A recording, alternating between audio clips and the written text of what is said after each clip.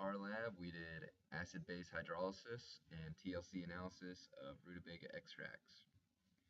To begin our lab, we selected 5 different TLC plates, and we created 5 different solvent mixtures comprised of 1 milliliter inside 5 separate beakers.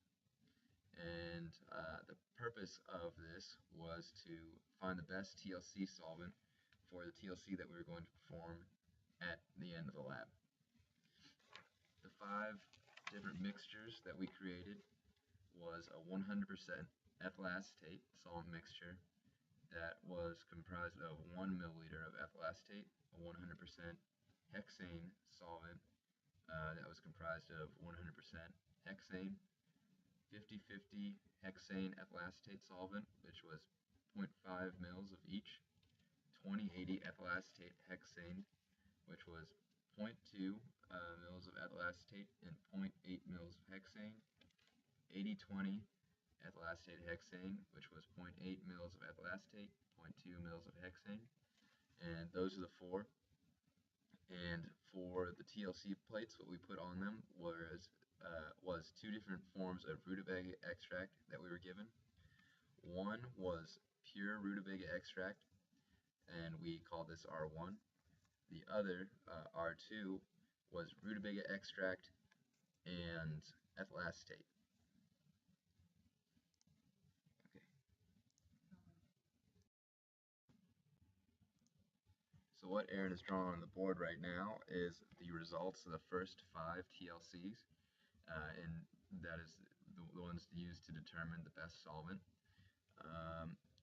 On the far left is the 100% ethyl acetate, and the one next to that is the 100% hexane. And as you can see, she drew an X, and that was because we were not able to obtain any movement of the rutabaga extract along the solvent front.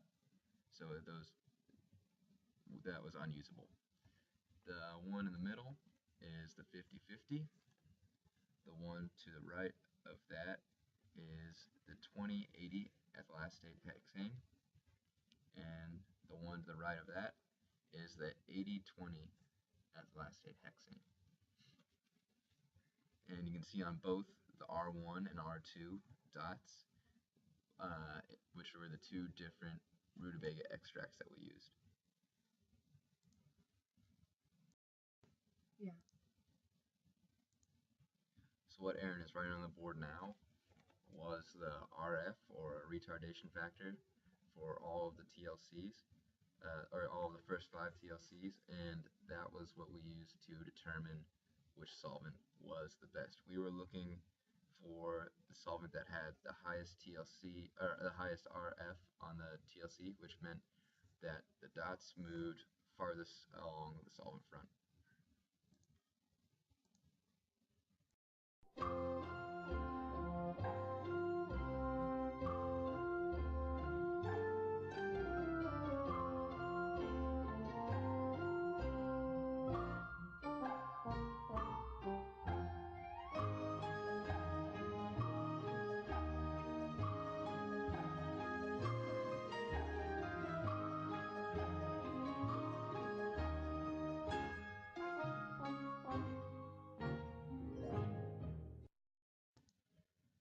So Erin has written out all of the RF values for each of the different mixtures of TLC solvent, and based on the values, we were able to determine that the 100% ethyl acetate was the best solvent to be used because it had the highest RF values.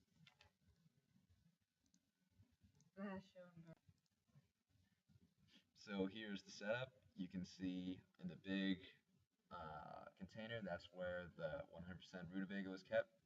There is the 5 different beakers containing each of the TLC solvents that we use, and that is the result. Here is a table showing the different RF values for each of the rutabaga extracts that were able to move along the solvent line, and you can see again that the 100% ethyl acetate was the best. For For the next part of the experiment, we collected 2 sets of 6 test tubes for a total of 12 test tubes. And in 6 of the test tubes, we put R1, or pure rutabaga extract, and in the other 6 of the test tubes, we put R2, or rutabaga extract, with ethyl in it. And we only put 0.5 mils of the extract into each of the different tubes. And for those 2 sets of 6, we split them in half, and 3 of the 6 were given 0.5 mils of hydrochloric acid, while the other 3 of the 6 were given 0.5 mils of NaOH, which is a base.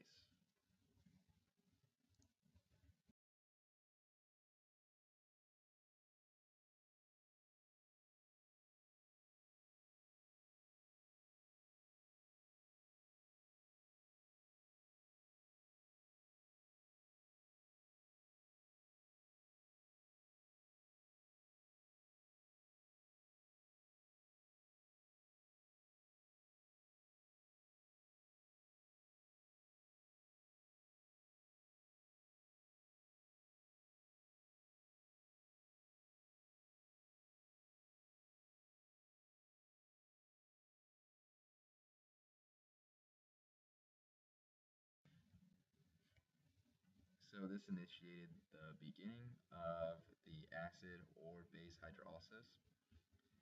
And then with each of the 12 test tubes, we took them with their respective acid and base and rutabaga extract, and we placed them into a warm water bath for about 10 minutes to help assist the reaction and lower the activation energy.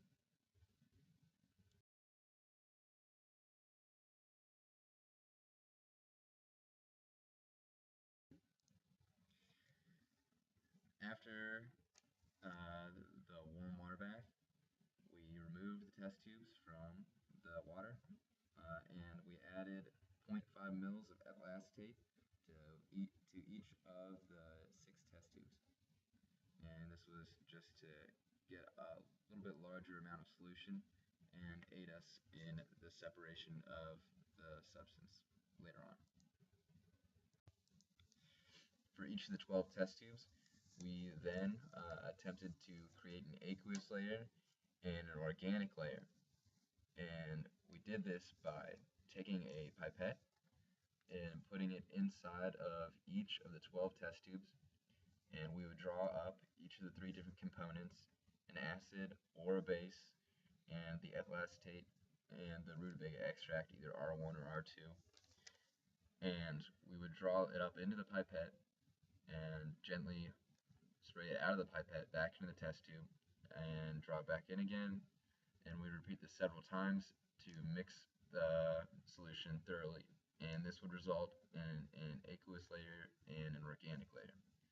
And the organic layer was on the bottom of the test tube because it was more dense than the aqueous layer.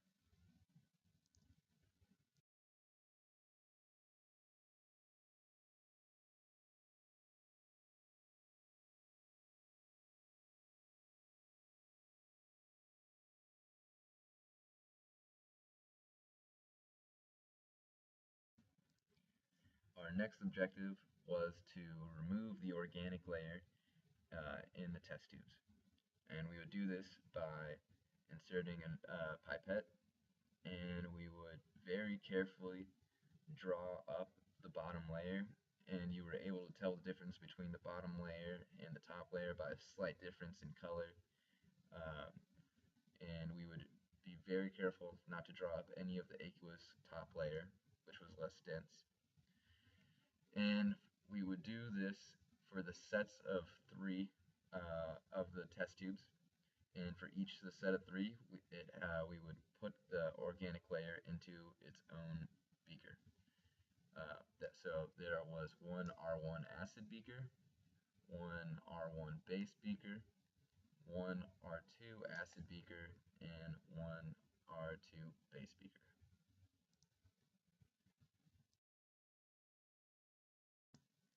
We decided to combine each of the 3 test tubes of the 4 different sets into one beaker because it was a microscale extraction.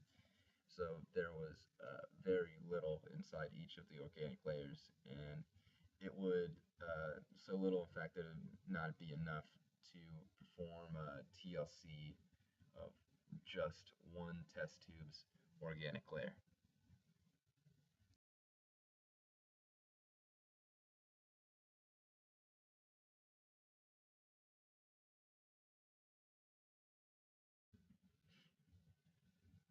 Here you can see the 4 different beakers of the extracted organic layer of each of the different test tubes.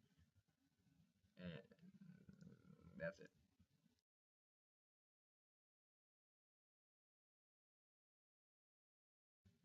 So for each of those different beakers, we obtained a TLC, which Erin is drawing out right now. But in the meantime, we tried to assess the aroma as it pertains to the different acids or bases, and the weaker the concentration of the rutabaga extract, like an R1 is a stronger extract.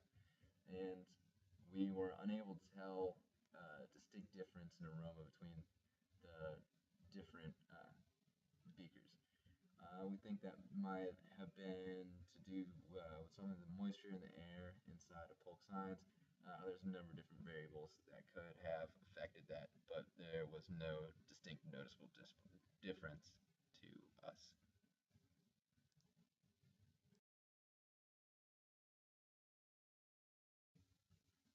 After obtaining the TLC, we dipped all of the different plates into a purple dye called permanganate, and you can see this in upcoming slides and in previous slides.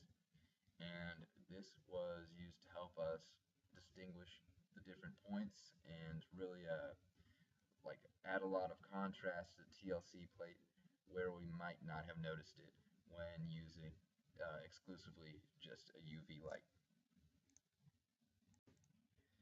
For the 4 final TLC plates that we took, the 2 dots on each TLC plate were from the same sample. So the R1 base, the one to the farthest left, the 2 dots on there were both from the R1 base beaker.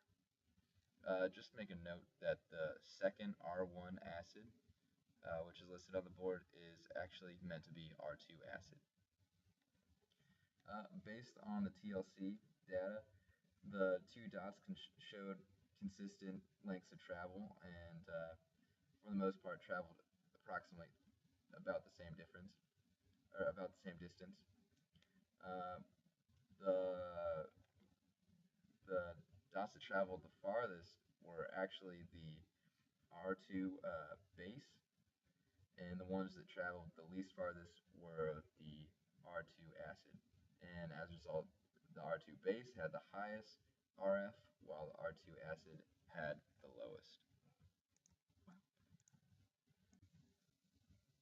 Here you can see us measuring the distance using UV light on the 2 different TLC plates. And here it is stained with the permanganate, and you can see the high contrast difference between that and the UV light. And the final table, which will show the values that, as I said before, R2 base and acid had the farthest travel. Always remember, be wise and protect your eyes. Thank you.